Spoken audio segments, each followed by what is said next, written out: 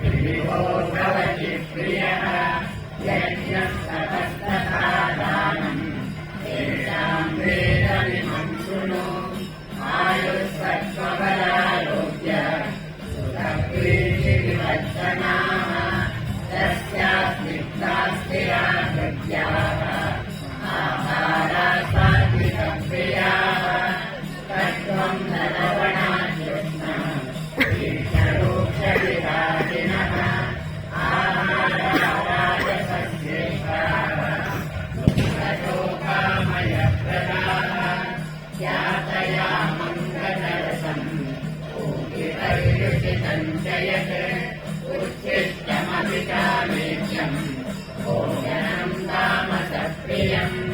अपराकाङ्क्षिभिर्यज्ञः इति दृष्टो यज्ञते यष्टव्यमेवेति मनः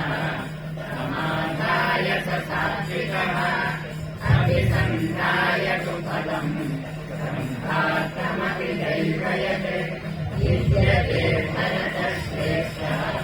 सम्यज्ञम् ऋषिराजसम् विधिहीनमदृष्टान्नम् मन्दहीनमदक्षिणम् श्रद्धाविरहितम् यज्ञम् तामसम् परिचक्षते देवद्विजगुरुप्रार्थना पूजनम् शौचमार्जवम् ब्रह्मचर्यमहिंसा च वीरम् तपमुच्यते अनुद्वेगकरम् वाक्यम् सत्यम् प्रियहितम् च यत् स्वाध्यायाभ्यसनम् चैव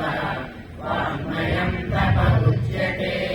मनःप्रसादः सौम्यत्वम्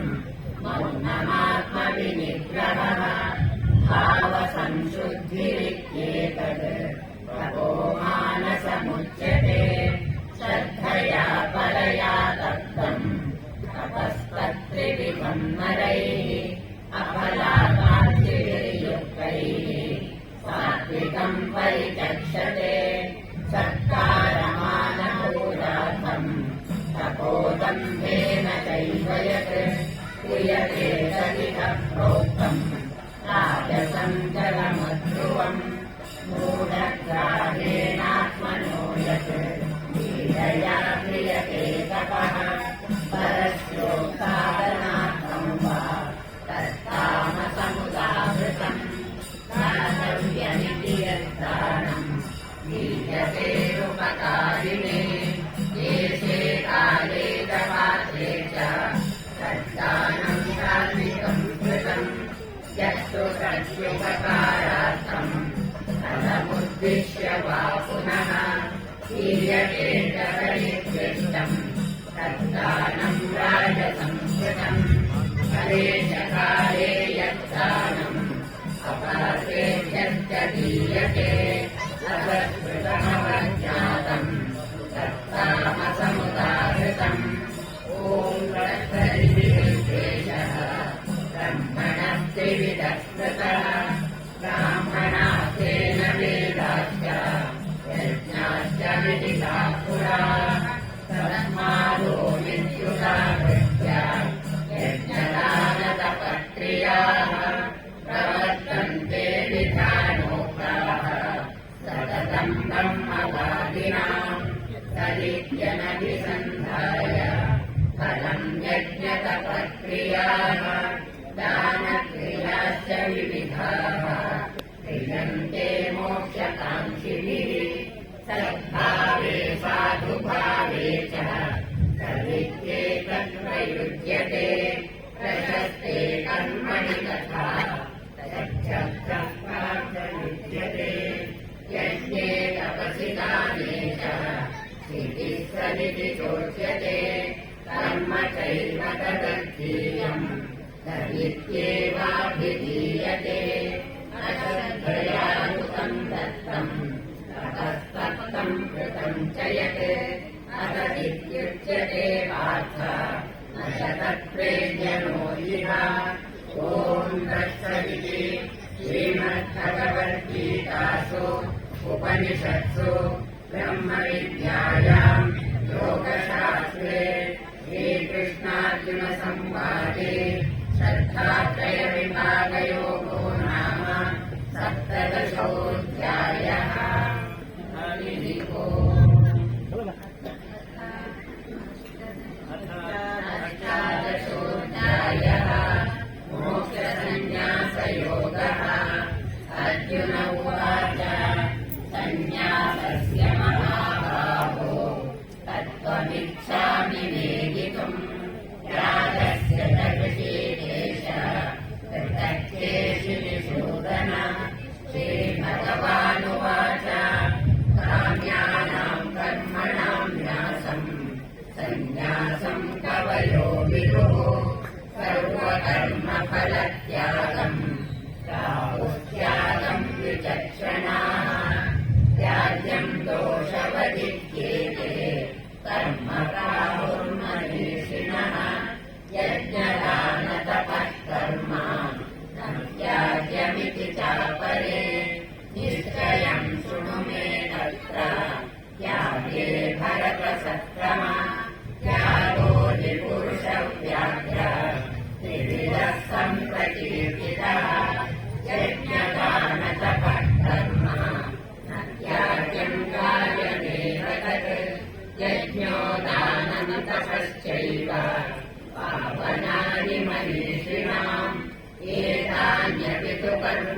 कर्माणि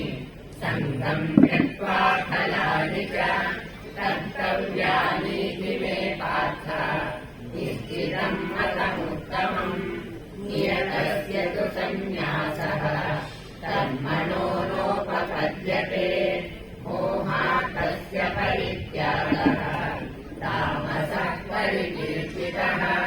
दुःखमित्येव यत्कर्म कार्यक्लेशभयात्यजे स कृत्वा राजसं त्यागम् नैव त्यागफलम् लभेत् कार्यमित्येव यत्कर्म नियतम् क्रियतेऽर्जुन सङ्गम् त्यक्त्वा फलम् चैव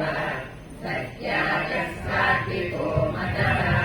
तद्वेत्य कुशलम् कर्म कुशलेनानुषज्यते त्यागी सत्त्वसमाविष्टः मेधावी छिन्न संशयः न हि तेनवृतः शक्यम् त्यक्तुम् कर्माण्यशेषतः यस्तु कर्मफलत्यागी सत्यागीत्यभिधीयते अनिष्टमिष्टम् मिश्रम् च त्रिविधम् कर्मणः फलम् भवत्यत्यागिनाम् प्रीत्य न तु सन्न्यासिनाम् क्वचित् पञ्चैतानि महाबाहो कारणानि निबोध मे साङ्ख्ये कृतान्ते प्रोक्तानि सिद्धये सर्वकर्मणाम् अधिष्ठानम् तथा कर्ता करणम् च पृथग्विधम् विविधाश्च पृथक् श्रेष्ठाः दैवम् चैवात्र पञ्चमम् शरीरवाङ्मनोभिर्यत् कर्मकारभते नरः न्यायम् वा विपरीतम् वा पञ्चैते तस्य हेतवः तत्रैवम् सति कर्तारम् आत्मानम् केवलम् तुर्यः पश्यत्यजगदुर्जित्वा न स पश्यति दुर्मतिः यस्य नाहङ्कृतो भावः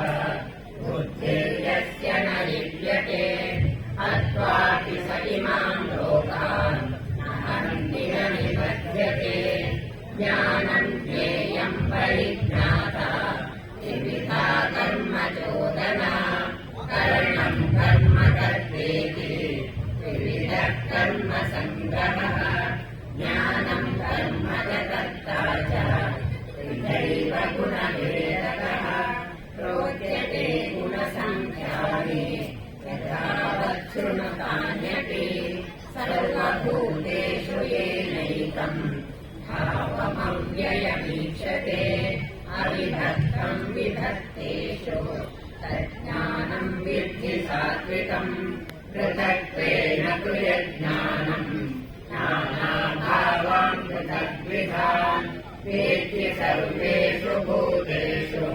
तज्ज्ञानम् विद्धि राजसम् यत्तु कृत्स्नवते तस्मिन्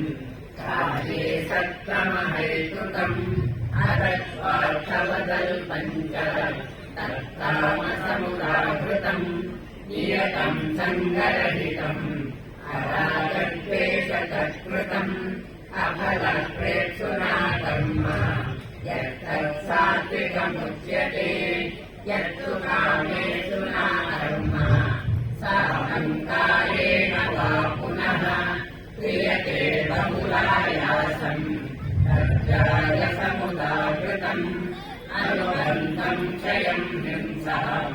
अनवेक्ष्य च पौरुषम् मोहादारभ्यते कर्म यत्तामसमुच्यते मुक्तसङ्गो न संवादी धृत्युत्साहसमन्वितः सिद्ध्यसिद्ध्यो निर्विकारः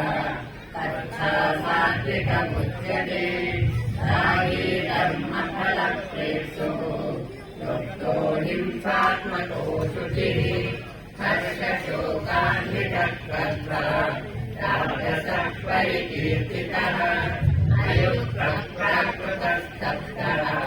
शठो नैष्कृतिको रसः विषादी दीर्घसूत्री च कर्ता तामस उच्यते बुद्धेर् चैव पुनरस्त्रिविधं शृणु प्रोच्यमानमशेषेण पृथक्त्वेन धनञ्जय प्रवृत्तिं च निवृत्तिं च कार्याकार्ये भयाभये बन्धं मोक्षं च या वेत्ति बुद्धिः सा पार्थसात्विकी यया धर्ममधर्मं च कार्यं च कार्यमेव च अयथावत् प्रजानाति बुद्धिः सा पार्थराजसी अधर्मं धर्ममिति मन्यते तमसावृता सर्वार्थाधिपरीणां च बुद्धिः सा पार्थतामसी धृत्यायया धारयते मनःप्राणेन्द्रियक्रियाः योगेनाव्यभिचारिण्या धृतिः सा पार्थसात्विकी यया तु धर्मकामार्थान् धृत्या धारयते अर्जुन प्रसङ्गेन फलाकाङ्क्षी धृतिः सा पार्थराजसी यया स्वप्नं भयं शोकम् विषादं मरणमेव च न विमुञ्चति दुर्मेधाः धृतिः सा पार्थतामसी सुखं किलानिं त्रिविधम् शृणु मे भरतर्षभ अभ्यासाभ्रमते यत्र दुःखान्तं च निगच्छति यत्र तत्ते विषमिव परिणामे मृतोपमम् तत्सुखं सात्विकं प्रोक्तम् आत्मबुद्धिप्रसादजम् विषयेन्द्रियसंयोगः यत्तदग्रे मृतोपमम् परिणामे विषमिव तत्सुखं राजसंस्कृतम् यदग्रे चानुबन्धे च सुखं मोहनमात्मनः निद्रालस्य प्रमादोत्थम् तत्तामसमुदाहृतम् देवेषु वा पुनः सत्त्वं प्रकृतिरेणुक्तम् यजेति स्यात्तिर्गुणैः ब्राह्मणक्षत्रियविषः शूद्राणां च परन्तप कर्माणि प्रविभक्तानि स्वभावप्रभवैर्गुणैः शमो दमस्तपः शौचम् शान्तिरार्जवमेव च ज्ञानं विज्ञानमास्तिक्यम् ब्रह्मकर्म स्वभावजम् शौर्यं तेजो धृतिर्दाक्ष्यम् युद्धे चाप्यपलायनम् दानमीश्वरभावश्च शास्त्रं कर्म स्वभावजम् ऋषिगौ रक्ष्यवाणिज्यम् वैश्यकर्म स्वभावजम् परिचर्यात्मकं कर्म शूद्रस्यापि स्वभावजम् स्वे स्वे कर्मण्यभिरतः संसिद्धिं लभते नरः स्वकर्मनिरतः सिद्धिं यथा विन्दति तच्छृणु यतः प्रवृत्तिर्भूतानां येन सर्वमिदं ततम् कर्मणा तमभ्यर्च्य सिद्धिं विन्दति मानवः श्रेयान् स्वधर्मो विगुणः फलधर्मा स्वनुष्ठितात् स्वभावनियतं कर्म कुर्वन्नाप्नोति किल्बिषम् स्वयं कर्म कौन्तेय सरोषमपि न त्यजेत् सर्वारम्भानि दोषेण धूमेनाग्निरिवावृताः असक्तबुद्धिः सर्वत्र निजात्मा विगतस्पृहः नैष्कर्म्यसिद्धिं परमाम् सन्न्यासेनाधिगच्छति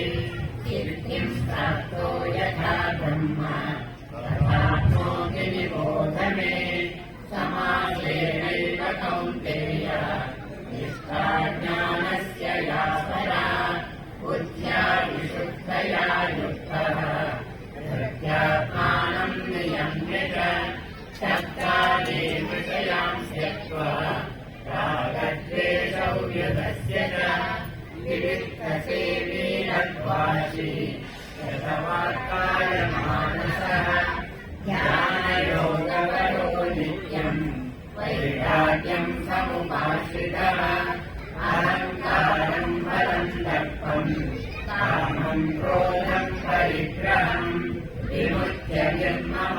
महान्तः ब्रह्मभूयाय कल्पते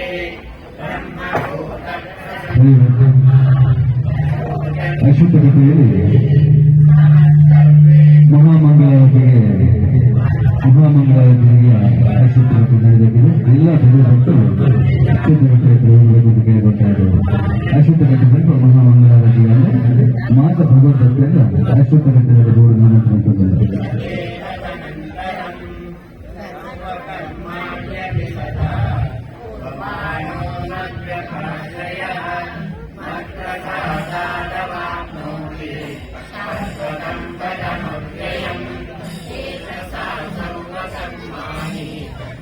संन्यस्य मत्परः बुद्धियोगमुपाश्रित्य मच्चित्तः सततं भव मच्चित्तः सर्वदुर्गाणि नष्टसादात्तरिष्यसि भवते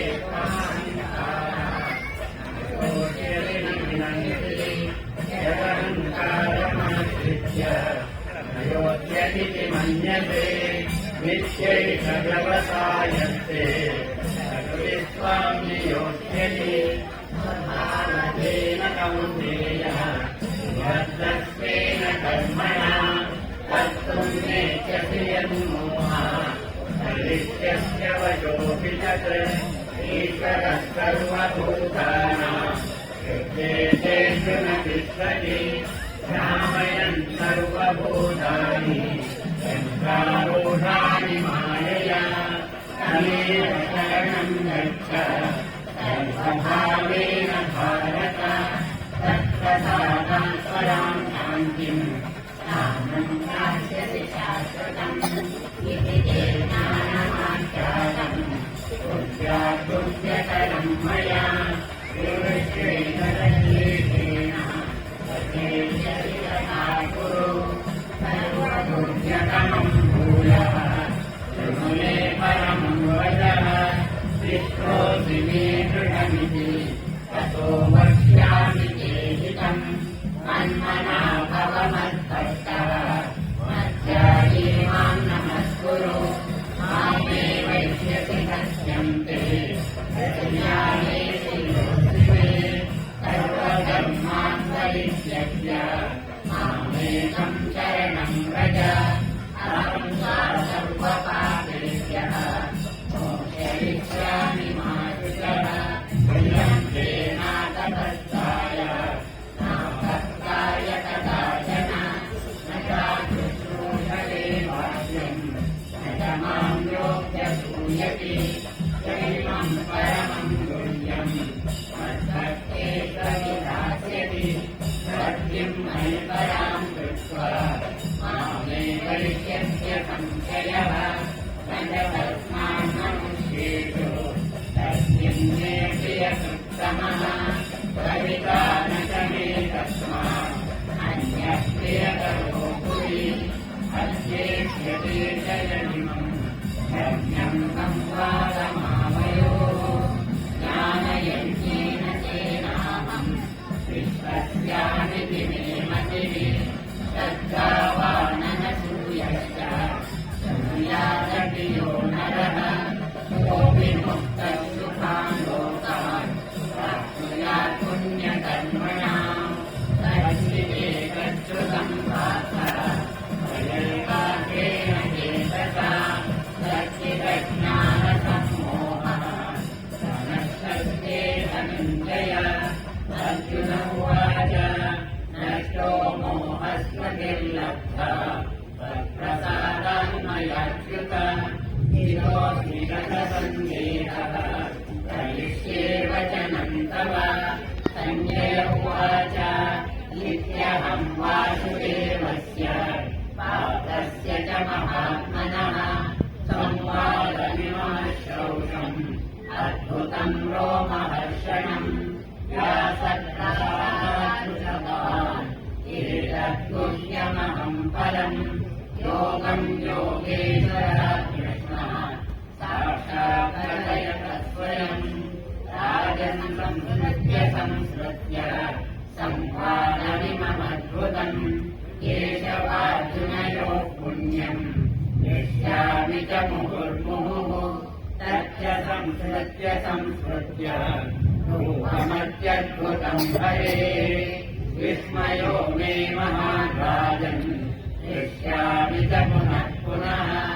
यत्र योगेश्वर कृष्णः